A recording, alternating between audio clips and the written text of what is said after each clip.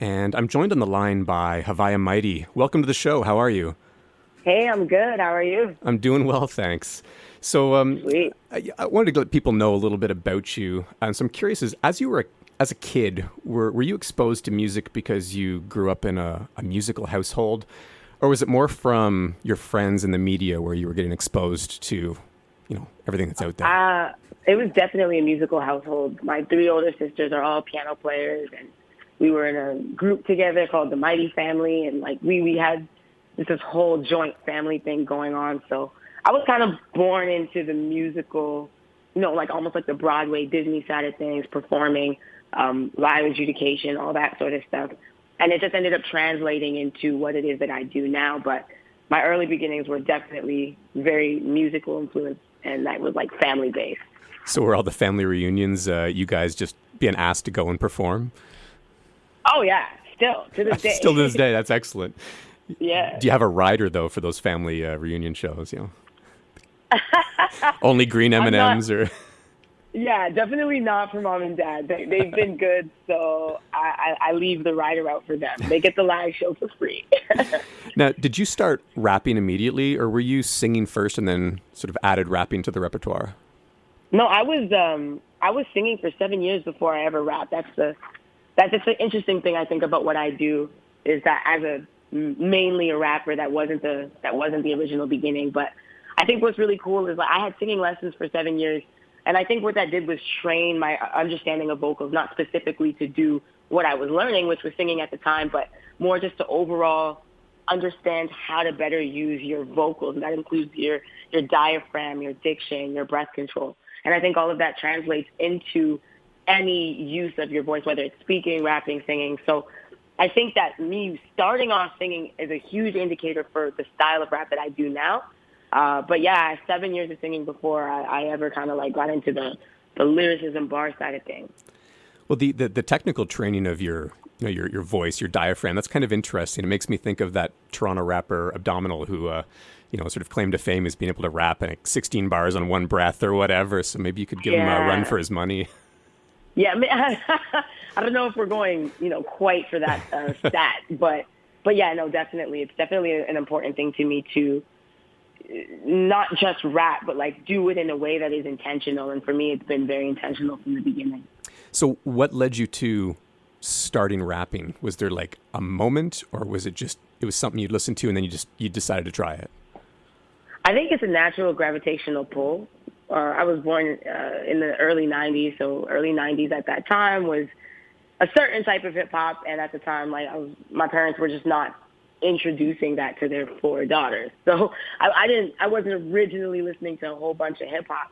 I fell into it in my early teens, around grade 5, grade 6, just kind of on my own, and I think that that's just that gravitational pull. Hmm. My genuine interest gravitated towards what was out at the time, and rap was just something I've always identified with.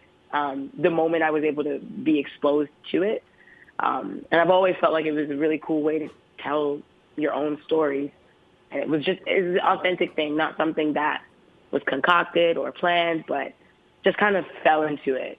Especially because I wasn't listening to a whole bunch of rap and hip hop, pretty much just what was mainstream growing up.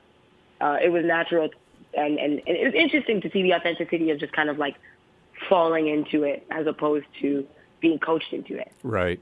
And we're going to talk about sort of the diversity on the album in a bit, but you got me thinking, you grew up in a time where, there's still the boom bap. You got these classic DJ Premier beats that I'm sure you were hearing growing up, and now a lot of rap stuff, you still have that, but there's is always evolving like other musics, and you hear a lot of trap and these different kinds of beats. And I'm wondering if you have a stronger identification with more of an old school beat or sound, or new school, or what?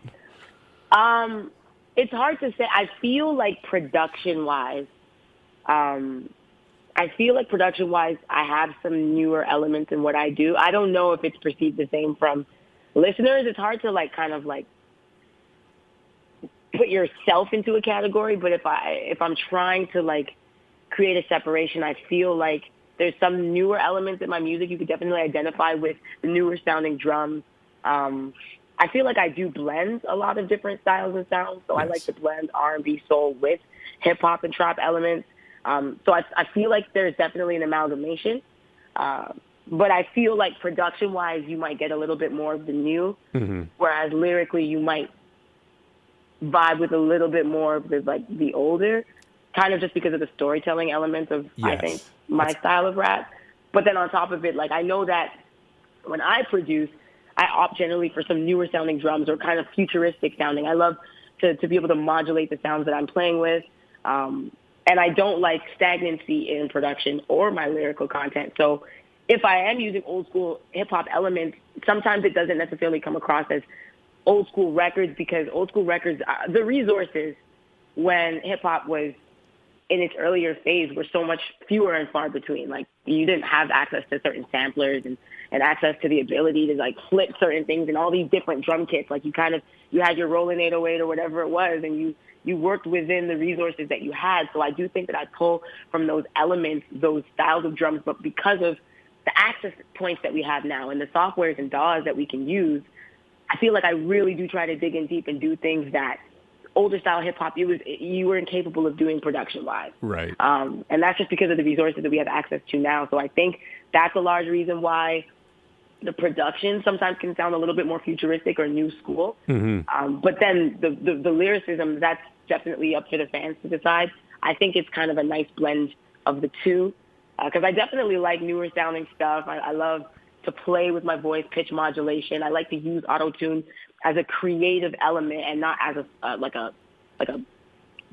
safe element to like keep you in tune. I like to use it as a creative element, and other plugins and DSPs as well. And so I think like with the bars, you might think old school, but with the style of, it's just a blend. It's hard to discern one more over the other. Yeah, well, you definitely hear that, like you say, with the production on your new album. But you make a really good point. Your lyrical delivery and the content, it does feel a lot older in a good way. I mean, and the storytelling is strong. Like, particularly the first song on your new album, 13th Floor. The storytelling in it, and I'm assuming it's a true story, but it just sort of knocks you flat because it's just so well told. And I think that sometimes as a lost art in modern music of all genres, really, is being able to tell a good story. So thank you so much. Yeah, I think In Women Color was an important one. And, I hope to, tackle that topic a little bit more, not that specific story, which was a true story, but just more stories that I think will resonate with people as my genuine truth and possibly in alignment with their genuine truth. But yeah, I do think that, authentic songwriting and songwriting from the heart right now in all genres, there is a little bit of that missing. But I'm hoping to see a little bit of a shift of that, because it's just so important, the way you can connect with an artist when you really identify with what they're saying. It's an unmatched feeling. Even, being on the fan side, being in the audience and watching musicians do that, for me, is really empowering too. So exactly. Now, people might not know that you were a member or are a member of the rap group, the Sorority. Why did you decide to do solo stuff? I've been doing solo stuff way before the Sorority ever came to be a thing. I don't know. Most people, or many people, I don't think know or realize that, but I've been Haviah Mighty since the age of 4. I've been actively putting music out as Haviah Mighty since 2009. And I've been continually doing that. I've removed a lot of the stuff online, but you can definitely still dig back and you can find like content from embarrassing content, albeit, but there is content out there for me at a very young age performing, and it's been a constant. I fell into the sorority when I was invited to do a cypher in 2016, early 2016. And I was invited because I was always performing.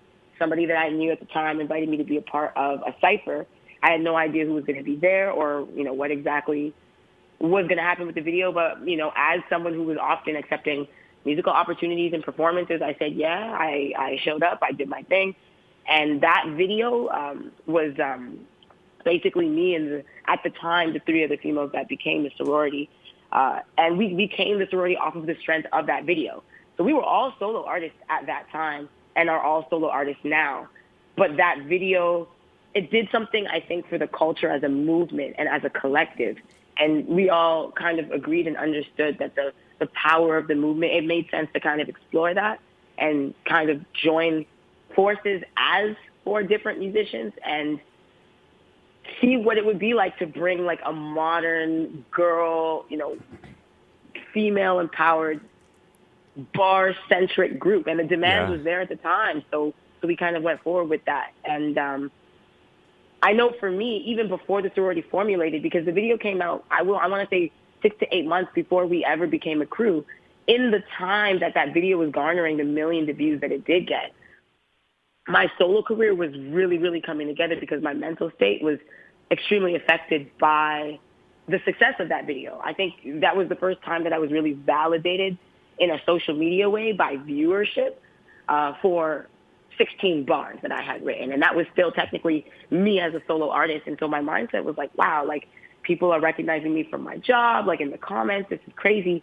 This needs to be an indicator of what I want to do in the future. And if it's not, I should just go work at a bank. I remember the goals I started to set at that time, the manifestation that started to happen at that time, the belief and passion in myself that really developed at that time. And then the sorority formulated at that time too. So it was kind of just like this dual thing. Haviah Mighty started to really make sense, and the sorority became a thing, and that was fast, like quickly developed. So it's interesting because, a lot of people I think heard about many of us at that time, but all of us were very, very active going into that video and going into that time of our lives in 2016. So yeah, I mean, it's really cool. I think like I'm so grateful for everything that's happened in my journey. And it's so cool to still be with the sorority. We just played a show over the weekend in BC for Cumberland Wild. We have some new stuff coming on the way as well. And, I think the biggest challenge right now is balancing the two things, doing Haviah Mighty, doing the sorority, having these two different entities that are both very much me, and exploring different styles of music, different ways of creating music. The partnership with the sorority is obviously very different from the partnership in the Haviah Mighty camp and what I do with my management, my family, my DJ. But it's cool. I think I'm a Sagittarius, so like everything that I get my feet into, I feel I'm learning, and I always try to pull the best, most positive elements from anything that I'm doing. And so it's just really positive and challenging to be able to do the two different things and to be gratified in different ways, although I'm creating music on both fronts. Mm-hmm. It's like, yeah, I'm really grateful for that. Well, it's a great story of how you guys came together. I've heard you say that you could see yourself ghostwriting for other rappers because popular releases are often formulaic and you understand the formula. So can you explain what that formula is and how did you or didn't you apply it to your latest album? It's hard to explain the formula, but I think for many people it's hard to explain it quickly, I should say, but it's for anybody who listens to like mainstream radio, there's definitely a formula for a radio hit. I understand what it means to make a radio hit. I think that's been something I've been fighting for so long, which is why it's taken so long for me to kind of break through the cracks, is because I really wanted to do it in a very authentic way. And I think that you can create a pop element, but it doesn't mean you can create like a pop element that's going to crack through, because again, there is a formula and a lot of people understand that formula. But I think the main thing with creating pop music is that there's certain things that we respond to as listeners. Our ears respond to certain things, whether it's, 4 on the floor kick drums that kind of get your heart beating and get your heart moving, or certain chord progressions that are very familiar to the human ear. There's just certain things that are kind of standardized that people will be responsive to. And for 13th Floor, the album that I did, I definitely didn't apply some of those things because I do think it takes away from authenticity. You can kind of feel when a song is structured in a certain way, and it definitely works for radio, but I wasn't trying to make a radio album. There's definitely records that are really good for radio on the album, like Wishy Washy, mm-hmm. You Don't Love Me, like certain Afrobeat vibes, and like Blame, for example, I think is very me, but a nice blend of mainstream hip-hop elements that people can really identify with, totally. Drums and whatnot. But my favorite art, with my understanding of those elements, is to blend those things that I know people respond to with the things that I know that I respond to. And it makes it easily consumable on a listener side, because there's those familiar elements that people, when they turn on the radio, they just know and love. But then there's those elements that are so Haviah Mighty that take that song and make it a much deeper, more specified, version of a pop song. So, yeah, when it comes to ghostwriting, I think the main reason why I would be interested in ghostwriting is because I write a lot of music that isn't me. Because I think I've been writing music for so long and exploring who I am as a person for so many years that I've learned to create music that isn't me, just in the search of myself, if you know what I mean. That's interesting. So I've gone through the process of doing like the live performances where I had a loop pedal and I was like looping live guitar, and like that wasn't super me. And I've gone through the indie rock style performances. I've gone through the pop vibe. I've gone through so many different energies and vibes that I think are fun to do, and I love doing them. And that is authentic to me, the love for just creating all styles of music. But there's a style of music that is very much me, and that is 13th Floor. And I've learned, I think now, that what that division is, what is me and what is fun. Making music, period, is fun. I like to make rock music. I want to play bass guitar on stage. Like, I like to do all that stuff for fun. But then there's, Haviah Mighty. So I think that fun element of myself, and also writing from a male perspective, like, I think I can create a lot of music that I would never put out as Haviah Mighty. And that's where I think ghostwriting would kick in, because it would be wasted. I have a lot of music on my hard drives that will never see the light of day, but I think some of them would be great records for other people. It's just not something that I'm putting out, because I don't put out a song just because it's a good song.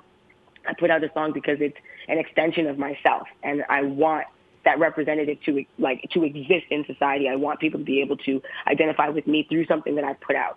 And so I intentionally will not put out music that is not intentional. But that doesn't mean that it's not good. You know what I mean? And you can always find the right messenger for every message. And so I would definitely be interested in ghostwriting for people in the future, songwriting for people in the future, doing songwriting camps, and also producing for people in the future. Because I'm in love with the concept of creating music and not just with the concept of telling my story. And those two arts are different. And I blend them as Haviah Mighty, but they can be separated and kind of exercised as separate talents as well. So you've totally piqued my curiosity with, the idea that you have potentially recorded music with looping pedals and like indie rock. So I'm going to make a request that at some point in your career you release at least some of this, just so I can get a taste.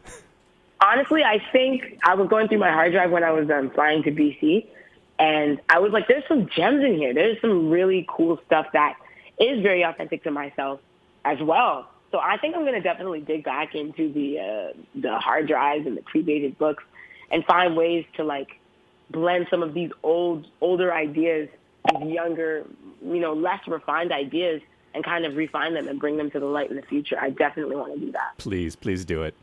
So your new album is called 13th Floor, and I'm curious as to why you named it after something that's so often associated with bad luck. Yeah, so bad luck is kind of just, I would say, like the surface level of it. There's also the fact that there's 13 songs on the record. There's also the fact that there's a really powerful song on the record called 13.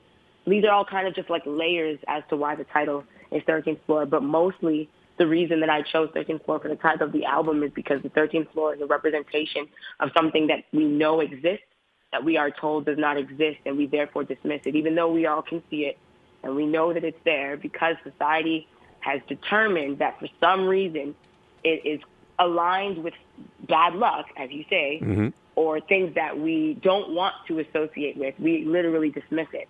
And that's often felt like my narrative, particularly in my youthful years growing up, is that my past, my identity was super dismissed by so many people on such a large platform that in order to do what Haviah Mighty is doing now, in order to create the music that I'm creating now, I had to learn to overcome those sentiments.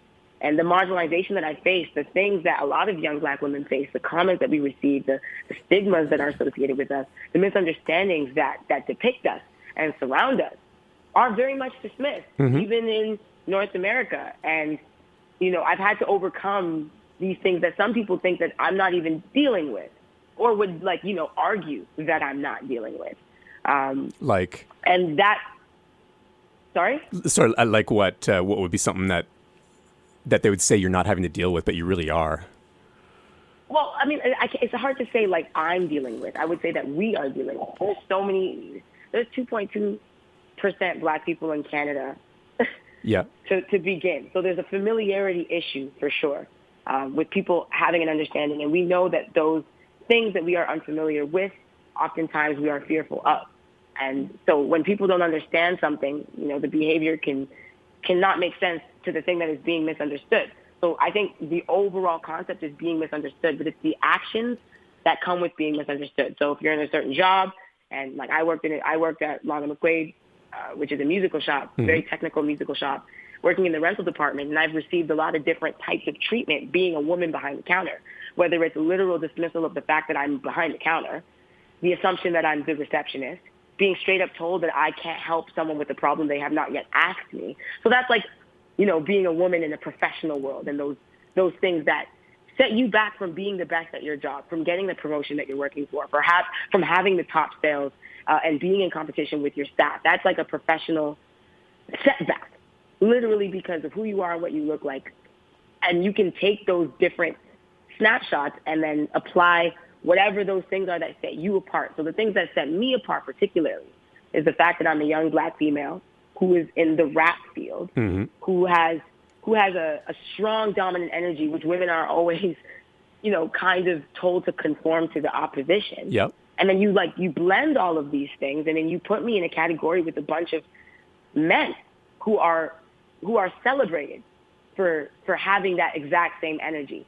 And then when that separation is created, you get lowered expectations, you get less opportunities, you get the setbacks, you get the comments, you get the looks, you get all of these different things that penetrate your energy, they penetrate your psyche, and they can definitely prevent you from exploring those things that are very true and authentic to yourself. Like, mental health is everything.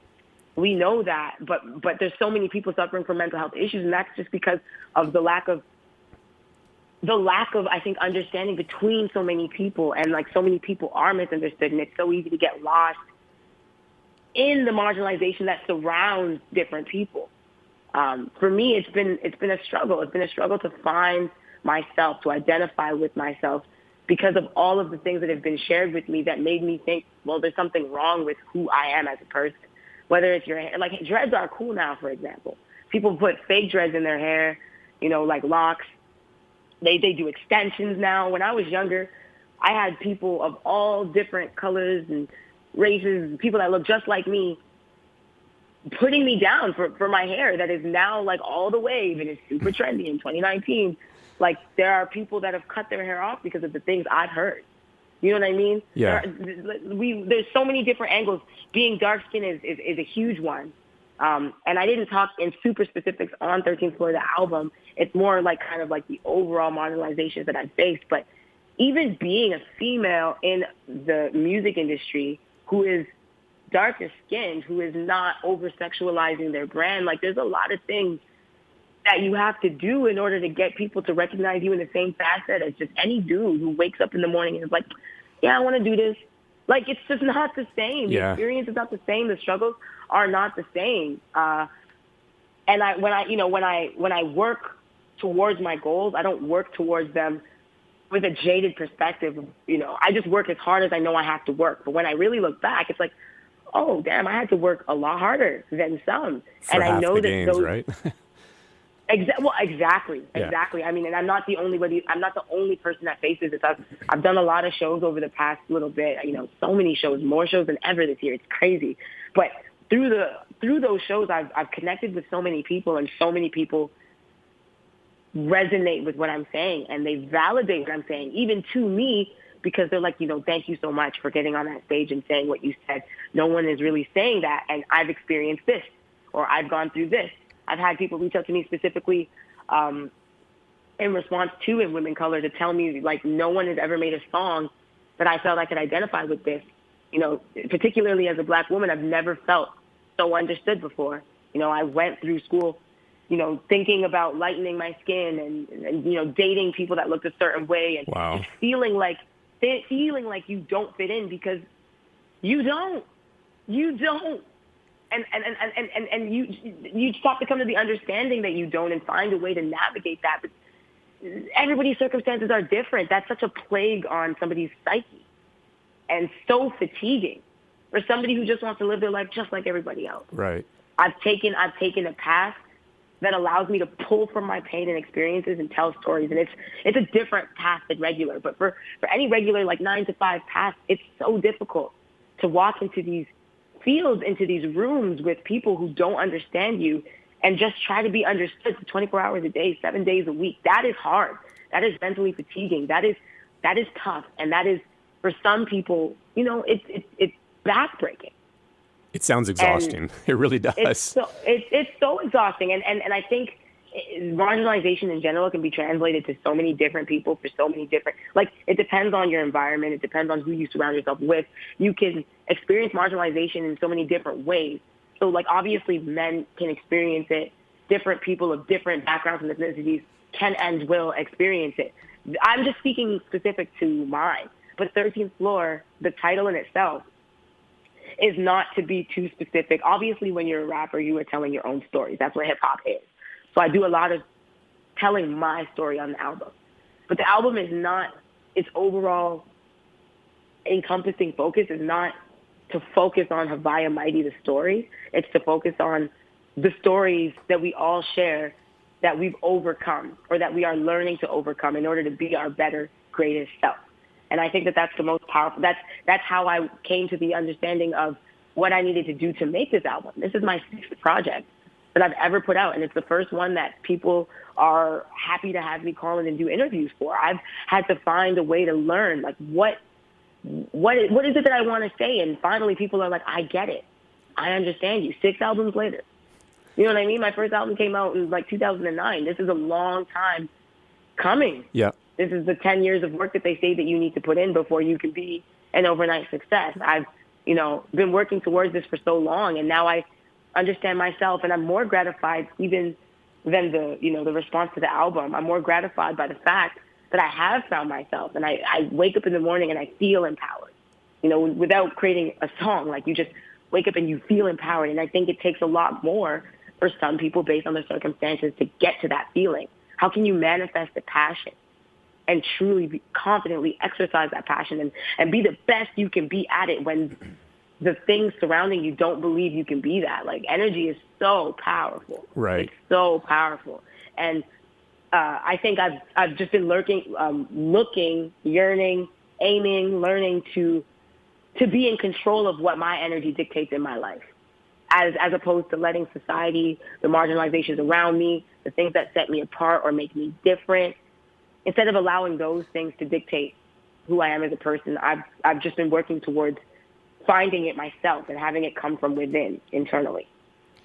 It's interesting. It sounds like there's this constant pushback to, almost kind of put out the fire in your belly. And, I hear other MCs and you're talking about as a woman, how you're treated differently than men with that regard, being able to come out and be passionate. I do hear other ones starting, like Tasha the Amazon, another Toronto MC, and she's great. I think of Sayrock in the States, who really, and I've had the same conversation actually years ago with Eternia, another Toronto MC, who, she was not afraid to go hard on a beat and go against guys, but it was challenging for her. We've had the same conversation that you and I are having right now, where she was put down for it or told to back off of that style. So I'm hoping it's changing. I'm sorry that it's like that, but the passion does come through on this album, and I think really, really well. And you do explore some different styles on this album, which I thought was interesting. And you have a variety of producers, including, Toolman from A Tribe Called Red, who's really known for his electric sounds. So I'm curious as to why you decided to work with a variety of producers from different backgrounds instead of working with just one. The previous project that I put out, I did Flower City. That was my 5th record. That I worked with just one producer, me and him. I co-produced some of the records. And it was an incredible project. It got the attention of the booking agents that are now working with me, the management I now have. So, that album definitely did what it was supposed to do. It was not doing what 13th Floor is doing in terms of the opportunities and doors that it is opening, but it was kind of that, that pinnacle for which everything kind of, came out of. Mm-hmm. And I learned a lot. First of all, I already did it. So, I like to do different things. And maybe one day I will go back to doing a record with just a producer. But 13th Floor was not about, it wasn't like planned cohesion. So even though I think all of my albums have been concept albums, I've never put an album out that's just an album, there was not an intention of going in to like create this like curated, formulated, cohesive body of work. I went into the process aiming to tell my story. And Toolman from A Tribe Called Red, he is working with the same management team that I was getting acquainted with. So in the early process of figuring out that I wanted to do another body of work, here's how we're going to do it. I met up with Tim, we talked, we vibed, we got into the studio. And that's me. I love to get into the studio with different people and just kind of create different vibes and sounds and see what it becomes. And we started working together, and our initial records were not records that we put out. But the energy that we shared and our understanding of the platform that I was looking to achieve, we had that same understanding. There was a camaraderie and understanding of what this album was meant to do more than how it is supposed to sound. And so it just made sense for us to just vibe and build. And all of the collaborations were authentic. A few of them are Young Dredge. He's the person I did all of Flower City with. Mm-hmm. So I just flew him out to Toronto like, look, let's do some more. So he contributed to some of the records. My little brother, Mighty Prince, he started getting his feet wet with production, and he just got really good during the time that I was making the album. And he was he's like only 18. He was 17 at the time. And he was just, he would make a beat and he would send it to the whole family by email. And he just was sending them every day because he was so young. Yeah. And still is. And there was just so much heat. So I was like, oh my gosh, like I was even at the end of the album and he sent another one. And I'm like, oh my gosh, I have to make room for this. Like, this is insane. So I got a couple records from him. That's great. Toolman is actually the co-executive producer of 13th Floor as well. And so going into the process, because he had such an understanding of me and of what I wanted to say, he was involved heavily in the process of like listening to beats I was getting from other people and, you know, not approving them because everything was my decision, but validating them by me just having such a trust in him as a mentor and as almost like a big brother figure who has done this in many different ways. And, you know, also the understanding that Tribe has a very electric sound, but Tim was like really deep into hip hop production before he joined Tribe. Like that's his original, like boom bap. Like Tim is like OG hip hop. He has that in his core. So when we were vibing in the studio, it was very natural what we were working on. It was just no attempt to curate anything other than something great. And it turned into what 13th Floor turned into. The collaborations, we decided on a lot of them together, like Sean Leon and Claremont II. We both brainstormed those two guys as the people that should be on the records that they joined us on. And yeah, like my boy Taboo, he produced Wishy Washy. He's one of my best friends who I met at my job, Long and McQuaid, and he has a different sound, and that blended into like a reggae Afrobeat vibe. And you know, we chatted a little bit about kind of like the early beginnings and what I was getting my feet wet with, and that's the thing. Like I've also had a struggle with learning to identify what it means to have a sound. And I've done, as I said, so many different styles of music, whether it's reggae, R&B, indie rock, soul, pop. So, you know, some of my other projects, you'll get like this wide variety that's like, it's hard to hammer down, like, what does she sound like?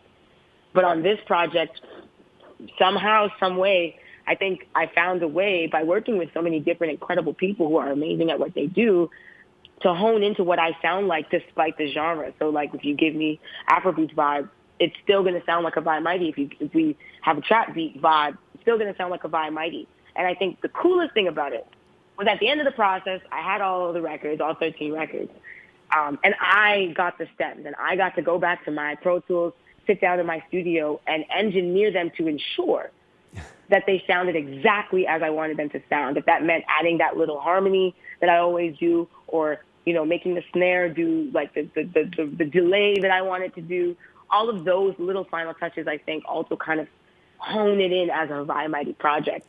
And to work with Toolman, who is he's just so seasoned and he's been doing this for so long, and have him not give me the freedom, because I think if anyone tried to take it from me, I would be rebellious, but to be so forthcoming with me having that freedom.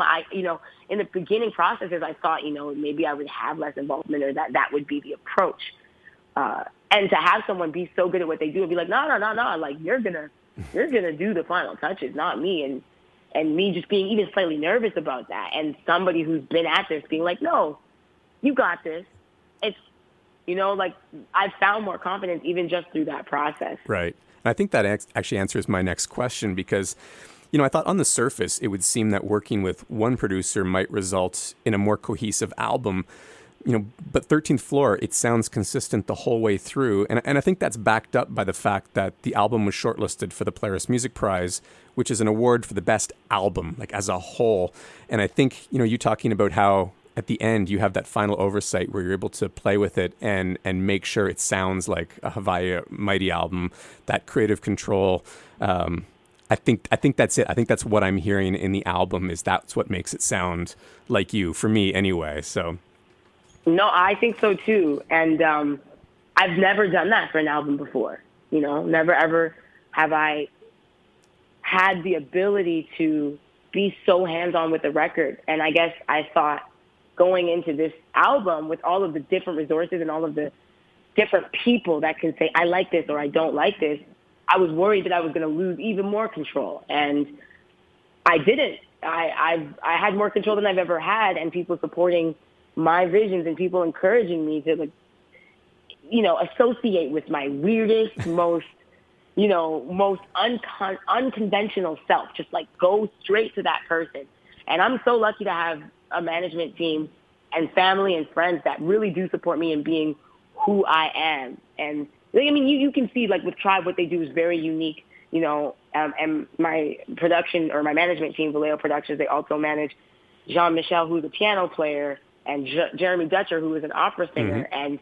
And the team obviously is we're very eclectic, and I think we have an understanding of authenticity. And I just feel great to be on a roster with people that are able to be their truest self within their own artistic right as well.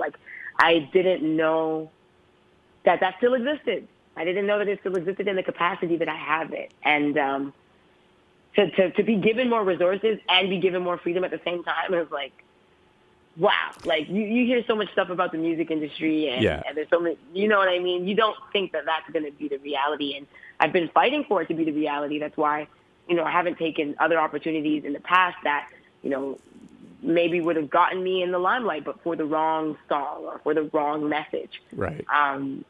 But yeah, you would think for sure that an album with one producer would be more cohesive, and that's not to say that it wouldn't. If it's the right producer working with the right artist and they really understand each other, I think that it could create, a very cohesive project or body of work. But with this one, with 13th Floor, I'm still learning who I am as a person as well. And each record, each production, each person's, little tidbit of contribution has helped me learn who I am even just a little bit more. And when I get to add those little elements that are me, it definitely refines it. And I think, with what you said, you believe that that's what you're hearing. I think that for sure is a large part of that consistency with the sound of the record and all the different songs sounding like they belong together is because they also do, in that process when I was writing 13th Floor. I had put Flower City, my fifth body of work, out in 2017. And in 2018, I put out the sorority record, Pledge. And while I was doing Pledge, I was thinking about what my journey would look like in the future. And I was working and writing 13th Floor. And I was also exploring new things. I was exploring touring and traveling and meeting new people who were identifying with my music and, getting in the studio with different people. And that year, 2018, that whole year was just self-affirmation, self-manifestation, learning my passions, and then getting practice through the sorority, getting on stage and continuing to learn and grow and find even what I like sonically, not just through my messages, but what do I like sound-wise? What plugins do I like to play with? What live instruments am I most responsive to? What chord progressions make me what makes me sing that best wail or, write the most effective line? Because, it's deeper than just what you're saying. A song is so many layers. It's literally layers from your bass line to your percussion and how your percussion divides between your kick, your snare, your hi-hat. It's technical. It's a blend of technicality and feeling. And I learned a lot about even that in the process of 2018 of just working on 13th Floor. And I think so much of it is like getting in the studio with these producers, not just being sent beats. I think that's another thing that a lot of us, we get music sent to us and then we like record to it and we send it back. And it's this kind of like really cool remote way of making music. It's a beautiful thing that we can do that. But when you can get in the studio with the person who's creating a record with you, the energy in the room that can connection actually exist.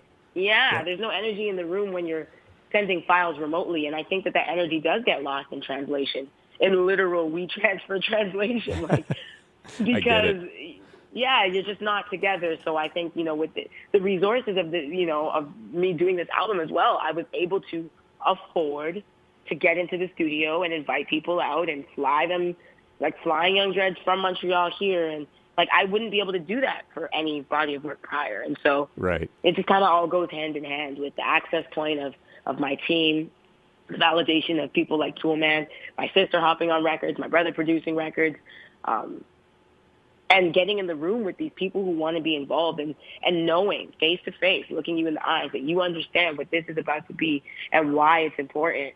And that is more important than a fire beat. I need the producer to know that this, I'm not like, you can give this beat to anybody. If it's a fire beat, you can make a bag selling this to anybody, but how do we make this my record? Right. And I learned through this process, and I am unwilling to generally work with someone who's not willing to like truly collaborate on the whole record.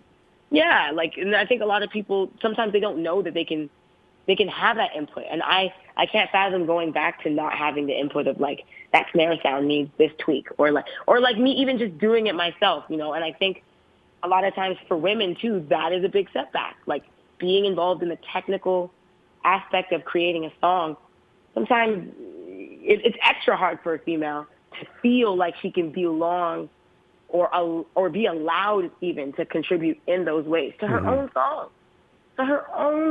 Yep. So that's just something I'm going to exercise more because good. I hope you the do. results. Yeah, the results are 13th Floor. So. Yeah. Thank you. Well, listen, we're gonna have to do this again sometime because I've kept you a really long time, and I've honestly already chopped half of my questions I had for you. So I've really enjoyed chatting with you. I want to let people know about your show in Ottawa. You're playing at the House of Paint Festival on Saturday. You're the headliner. Yes. I'm guessing people can expect a lot of energy when they come. I think so, yeah. House of Paint I did a little while ago, I think 2 years ago now. 1 year. I don't know. I did House of Paint in the past. It's fun. And it was a lot of fun. It's like, it's kind of like in the middle of nowhere, but not really. But it's like a really good community vibe, and there's definitely going to be energy. I think Ram Riddles is also playing, and Lil Peretti is also playing. So, like, it's going to be super flame emoji. It's going to be dope. All right. Well, thanks so much, and have a great show. It was great chatting with you. Thank you. You as well. All right. We're going to hear something from her latest album called In Women Color.